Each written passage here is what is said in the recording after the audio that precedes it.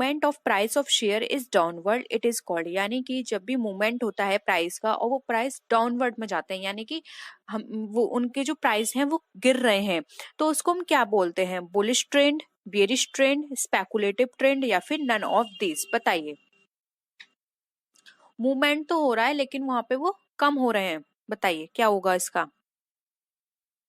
देखिए जब हमारे प्राइस डाउनवर्ड में जाते हैं तो उसको बोलते हैं हम यहाँ पर जो हमारा आंसर आएगा वो होगा ऑप्शन नंबर बी, बियरिश। ठीक है, बेरिश यानी मंदी की प्रवृत्ति, यानी कि कमी आ रही है मार्केट में, ट्रेंड में, और वो जो प्राइस है वो कम हो रहे हैं, यानी मंदी आ रही है। नेक्स्ट क्वेश्चन है, इन बुल मार्केट बदला चार्जेस विल बी। अब बुल मार्केट जो होता है उसमें बदला चार्जेस जो होते हैं वो क्या होते हैं, किस तरह के? हाई होते हैं, मॉडरेट होते हैं या फिर लो होते हैं? बताइए। देखिए इसका जो आंसर है वो है ऑप्शन ए, जो बदला चार्जेस होते हैं वो हमेशा हाई रहते हैं बुल मार्केट के अंदर, इसलिए ऑप्शन ए हमारा करेक्ट होगा। नेक्स्ट है, recognized stock exchange means a stock exchange which is for the time being recognized by। अब जो recognized stock exchange है हमारा, वो हमारा स्टॉक एक्सचेंज किस समय के लिए पहचाना जाता है या फिर वो किसके थ्रू यहाँ पे रिकॉग्नाइज किया जाता है? स्टेट गवर्नमेंट के द्वारा, पार्लियामेंट के द्वारा, सेंट्रल गवर्नमेंट के द्वारा या फिर स्टेट लेजिस्लेटिव के द्वारा? बताइए उसका कंट्रोल किस पर होता है? देखिए कंट्रोलिंग और रेगुलेटिंग जो अथॉरिटी होती है वो होती है यहाँ पे central government. Central government recognise stock exchange को रिकॉग्नाइज करने का या फिर उसको पहचानने का काम करती है, इसलिए यहाँ पे ऑप्शन सी हमारा राइट आंसर हो जाएगा। नेक्स्ट क्वेश्चन है, listing of securities with stock exchange is important because. अब स्टॉक एक्सचेंज में जो भी सिक्योरिटीज हैं उसको लिस्ट करना इम्पोर्टेंट होता है, क्यों? It provides the liquidity to the securities in the market, यानी कि वो लिक्विडिटी प्रोवाइड करती है मार्केट में। It makes the security saleable in the market, जो भी सिक्योरिटी है उसको वो बेचने योग्य बन जाती हैं, बोथ ए एंड बी या फिर नन ऑफ द अबव? बताइए क्यों लिस्ट की जाती है?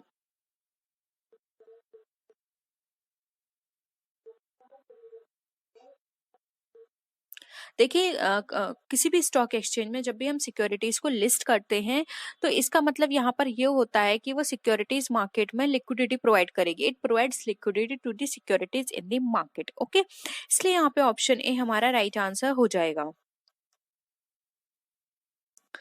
नेक्स्ट है, dash are allowed to the list their securities in the stock exchange, यानी कि क्या अलाउ करते, कौन कौन सी चीजें हैं जो अलाउ होती हैं सिक्योरिटीज एक्सचेंज की, सिक्योरिटीज एक्सचेंज में? बताइए। पब्लिक कंपनीज की सिक्योरिटीज अलाउ होती हैं, प्राइवेट कंपनी जो होती हैं वो अलाउ होती हैं, या फिर पब्लिक और प्राइवेट दोनों अलाउ होती हैं, या फिर नन ऑफ दी अबव?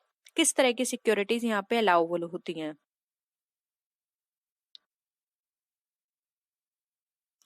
देखिए यहाँ पर हम बात कर रहे थे कि यहाँ पर जो पूरा एक तरह से हम बात करें कि किस तरह का कंट्रोल होता है, तो वो किसके लिए होता है? सेंट्रल गवर्नमेंट का था, अभी हमने पढ़ा था।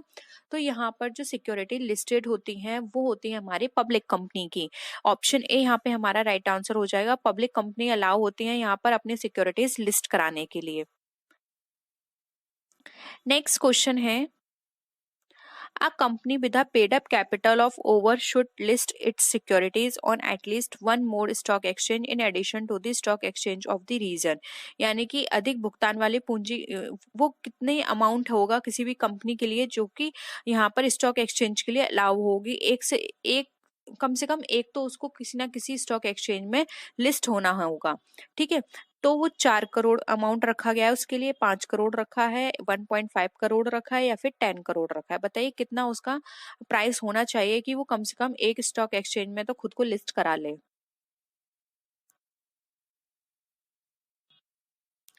देखिए आंसर होगा 5 करोड़। किसी भी कंपनी की 5 करोड़ जो प्राइस है या फिर उसकी कैपिटल है वो होनी चाहिए, तभी वो एक से कम, मतलब कम से कम उसको एक में तो लिस्ट कराना होगा, और कोई भी कंपनी एक से ज्यादा स्टॉक एक्सचेंज में भी खुद को लिस्ट करा सकती है, लेकिन एक में तो उसको कराना ही पड़ेगा। ठीक है, तो ऑप्शन यहाँ पे बी हमारा राइट आंसर हो जाएगा, 5 करोड़।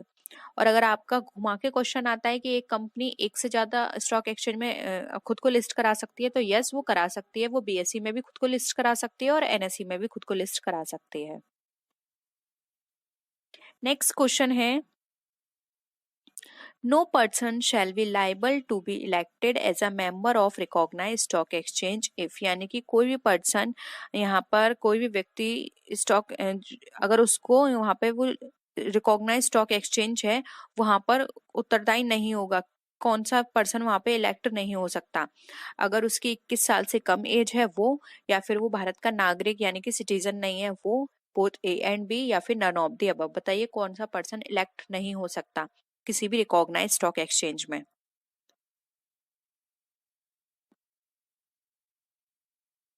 देखिए यहाँ पे दोनों ही कंडीशन ऐसी हैं कि वो 21 साल से कम है तब भी वो लिस्ट नहीं हो सकता, और ना ही अगर वो यहाँ पे सिटीजन है इंडिया का तब भी वो लिस्ट नहीं हो सकता। उसको ये दोनों कंडीशन करनी पड़ेंगी। उसको सिटीजन होना चाहिए इंडिया का तभी इलेक्ट हो सकता है, और वो 21 साल से ऊपर का होना चाहिए। इसलिए बोथ ए एंड बी हमारा राइट आंसर हो जाएगा।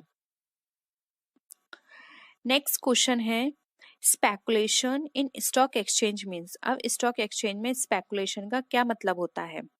स्पेकुलेशन का मतलब होता है सट्टा, ठीक है। Investment in securities, gambling in securities, buying and selling securities in the hope of making profit due to changes in price, यानी कि आप बाय करें और सेल करें सिर्फ ये सोचकर कि आपको प्रॉफिट होगा जब भी प्राइस में से चेंजेस आएंगे, यानी कि कम है तो आपने खरीद लिया और जब प्राइस बढ़ गए तो आपने उसको बेच दिया। फिर नन ऑफ दी अबव। बताइए सट्टा स्टॉक एक्सचेंज में किस चीज को कहा जाएगा?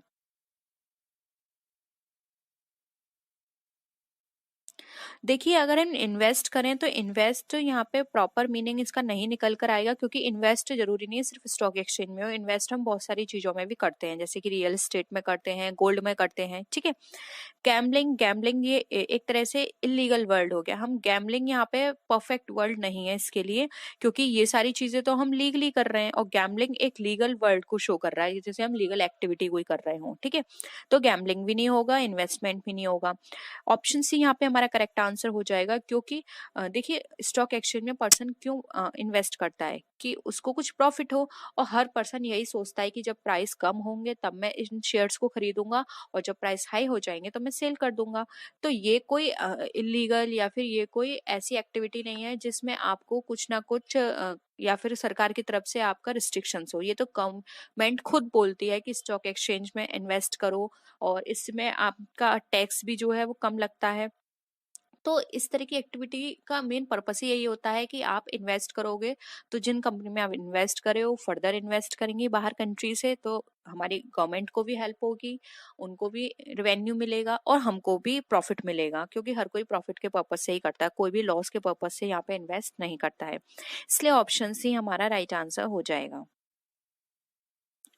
नेक्स्ट क्वेश्चन है, new issue market is concern with. अब जो न्यू इशू मार्केट है वो किससे कंसर्न होती है? न्यू सिक्योरिटीज से, सेकंड हैंड सिक्योरिटीज से, new as well as second hand securities, या फिर नन ऑफ दी अबव। बताइए।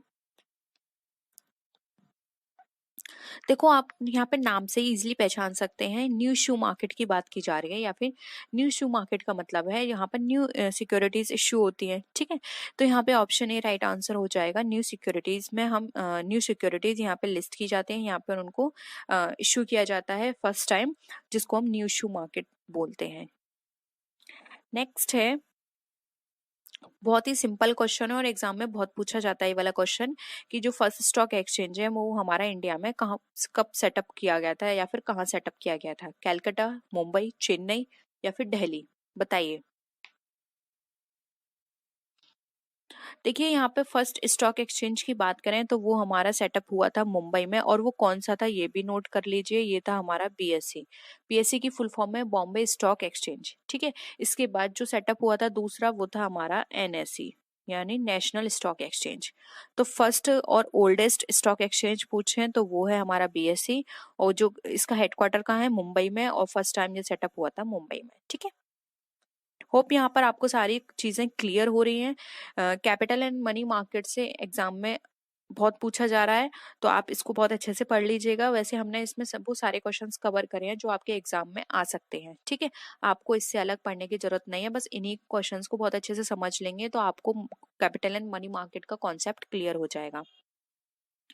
नेक्स्ट है new shoe market is an integral part, यानी कि न्यू शू मार्केट जो है वो किसका इंटीग्रल, इंटीग्रल का मतलब होता है एक अभिन्न मुख्य हिस्सा है स्टॉक एक्सचेंज का, कैपिटल मार्केट का, बोथ ए एंड बी, या फिर नन ऑफ दिस, बताइए।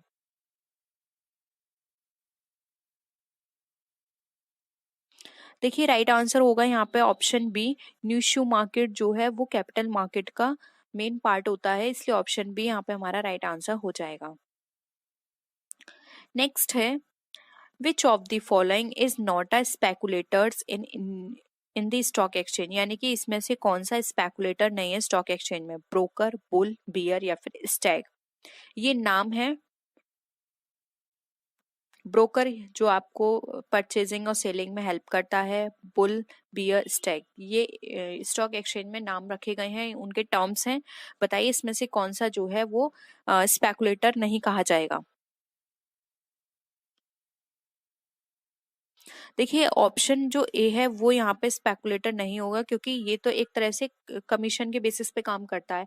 ये अगर आपके सेल करवाते हैं तो कमीशन लेते हैं, और अगर आपके परचेस करवाते हैं आपको तो कमीशन लेते हैं, ठीक है। ये दोनों पार्टी से, यानी कि ये दोनों पार्टी को मिलाने का काम करते हैं। एक पर्सन जो किसी पर्टिकुलर या फिर कोई स्पेसिफिक अमाउंट पर अपने शेयर को सेल करना चाहता है, और सेम वही एक पर्सन उतने शेयर्स एक स्पेसिफिक अमाउंट में खरीदना चाहता है, और जब दोनों की यहाँ पे टर्म्स एंड कंडीशंस मिल जाती हैं तो ये ब्रोकर जो होते हैं वो दोनों पार्टी को मिला देते हैं और दोनों पार्टी से अपना अपना कमीशन ले लेते हैं, यानी जिससे सेल करवाएं उससे सेलिंग कमीशन ले लेते हैं, और जिससे परचेस करवाएं उससे परचेस कमीशन ले लेते हैं।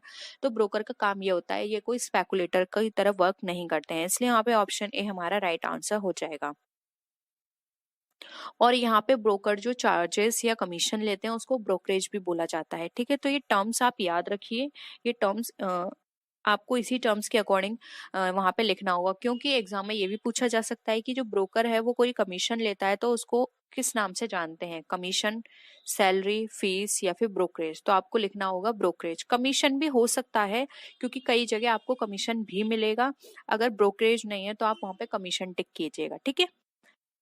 नेक्स्ट है which of the following speculators expects the price of securities to rise in the near future. अब इसमें से कौन सा जो हमारा स्पेकुलेटर है वो हमारा उम्मीद करता है कि फ्यूचर में जो प्राइस है वो वहां पर राइज होंगे, यानी कि बढ़ेंगे।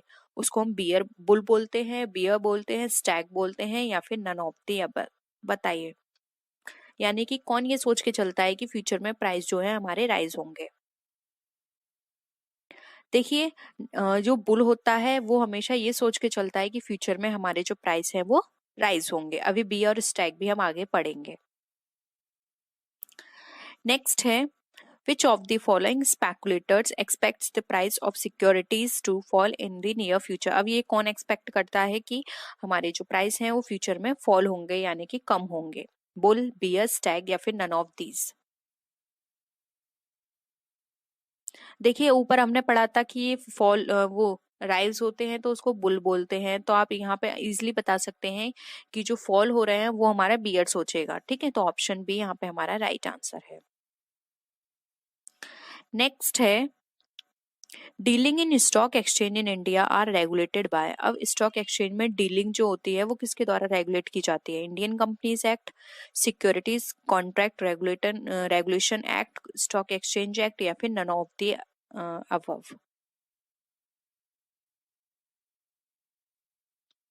देखिए जो भी डीलिंग होती है हमारे स्टॉक एक्सचेंज के अंदर वो हमारे रेगुलेट की जाती है सिक्योरिटीज कॉन्ट्रैक्ट रेगुलेशन एक्ट के द्वारा।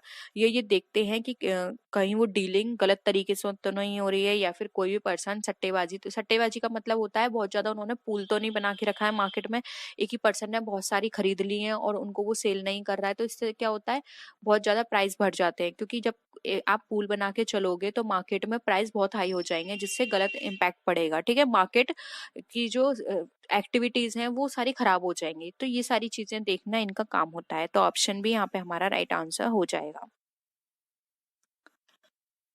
नेक्स्ट है कॉन्टेंगो चार्ज इज पेड बाय। अब कॉन्टेंगो चार्ज जो है वो किसके द्वारा पेड किए जाते हैं? बुल स्पेकुलेटर के द्वारा बियर स्पेकुलेटर को, बियर स्पेकुलेटर के द्वारा बुल स्पेकुलेटर को, lame duck to bull speculator, या फिर नन ऑफ दी अबव। बताइए कॉन्टेंगो चार्ज क्या है?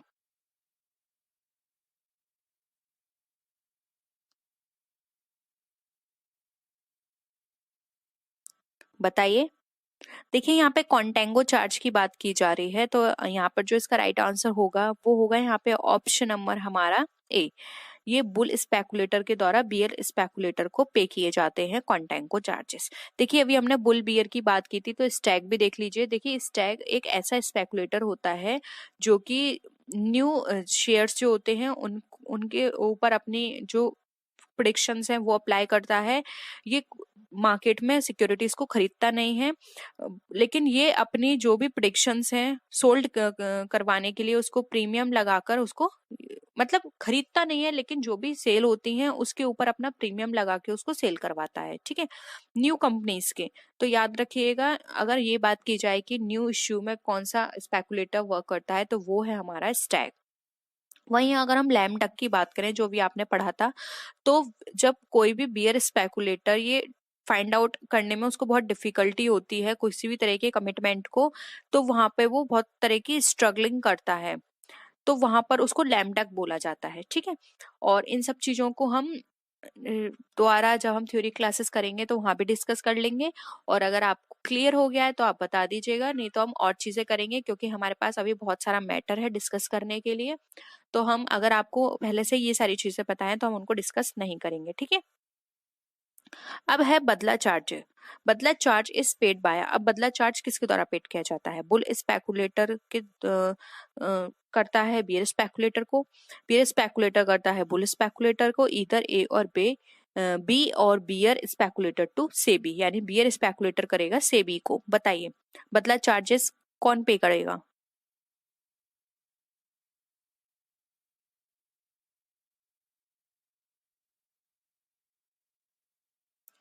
देखिए यहाँ पर हम बात करें बदला चार्जेस की, तो यहाँ पर जो इसका राइट आंसर होगा वो होगा यहाँ पे ऑप्शन नंबर हमारा सी, इधर ए और बी। यानी कि बदला चार्ज जो है वो बुल स्पेकुलेटर बियर को भी कर सकता है और बियर स्पेकुलेटर बुल को भी पे कर सकता है।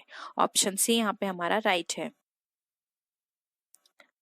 नेक्स्ट है listing of securities in a stock exchange for the purpose of trading indicates that.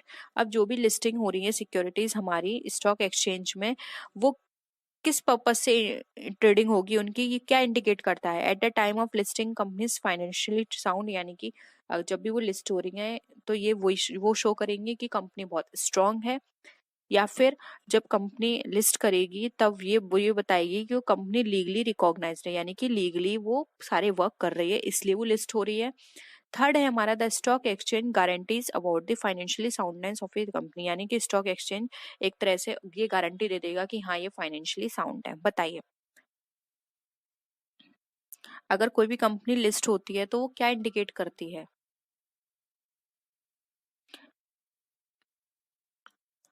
देखिए यहाँ पर आपने हमने अमाउंट की भी बात की थी कि 5 करोड़ जिसके पास होंगे, जिसकी कैपिटल होगी, वो यहाँ पे लिस्ट करा सकती है। एक कम से कम एक में उसको लिस्ट होना पड़ेगा। तो इन सारी चीजों को समझते हुए भी आप इनका आंसर कर सकते हैं इजिली। देखिए यहाँ पर बी हमारा राइट आंसर हो जाएगा। फाइनेंशियली साउंड है, इसका सर्टिफिकेट ये प्रोवाइड नहीं करती कि हाँ लिस्ट हो गई है तो वो फाइनेंशियली साउंड होगी, या फिर वो ये गारंटी दे रही है कि फाइनेंशियली वो बिल्कुल स्ट्रांग है। इस तरह की चीजें लिस्टिंग का मतलब नहीं होता। लिस्टिंग का मतलब होता है कि कंपनी अगर लिस्ट हो गई तो यानी वो लीगली बाउंड है, यानी कि वो सारे काम लीगली तरीके से कर रही है। ठीक है, सिर्फ इतना ही उसका पर्पस है। और बाकी चीजें हैं कि वो कंपनी फाइनेंशियली साउंड है या फिर उसकी जो कैपिटल है बहुत अच्छी है, ये सब चीजें हमारे लिस्टिंग से फर्क इसको नहीं पड़ता है। ठीक है, तो ऑप्शन बी यहाँ पे हमारा करेक्ट आंसर हो जाएगा। नेक्स्ट है stock exchange deals with the. अब जो स्टॉक एक्सचेंज है वो किसके साथ डील करती है? Second hand securities, issue of preference shares, issue of equity shares, या फिर इश्यू ऑफ डिवेंचर्स। बताइए सेकंड जो स्टॉक एक्सचेंज है वो हमारा किसके साथ डील करेगा?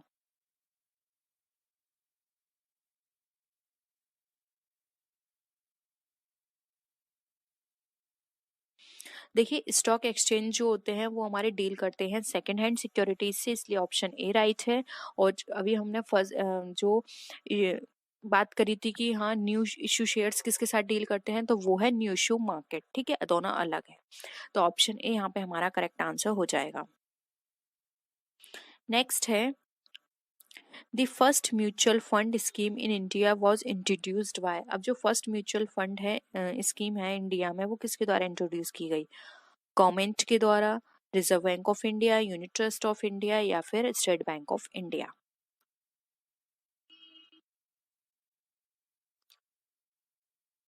देखिए आंसर होगा यहाँ पे ऑप्शन सी। जो फर्स्ट टाइम म्यूचुअल फंड में स्कीम जो है वो इंट्रोड्यूस की गई थी, वो की गई थी हमारी यूनिट ट्रस्ट ऑफ इंडिया के द्वारा। तो ऑप्शन सी हमारा यहाँ पे करेक्ट है। नेक्स्ट है the securities contracts regulation act came into force with effect from. अब जो सिक्योरिटी एक्सचेंज कॉन्ट्रैक्ट जो है हमारा, वो हमारा कब लागू हुआ था? 1949, 1954, 1956 या फिर 1957? बताइए। लागू होने की बात कर रहे हैं, याद रखिएगा। कभी कभी स्टूडेंट कंफ्यूज हो जाते हैं कि एक्ट कब आया कब लागू हुआ। देखिए एक्ट कभी भी आ सकता है, लेकिन लागू जरूरी नहीं है उसी साल हो सकता है जिस साल बनाया गया उस एक्ट को उसी साल से लागू हो जाए या फिर अगले साल से लागू हो। तो याद रखिएगा ये सारी चीजें। तो यहाँ पे ऑप्शन डी राइट आंसर होगा। 1957 में वो फोर्स में आया था, ठीक है।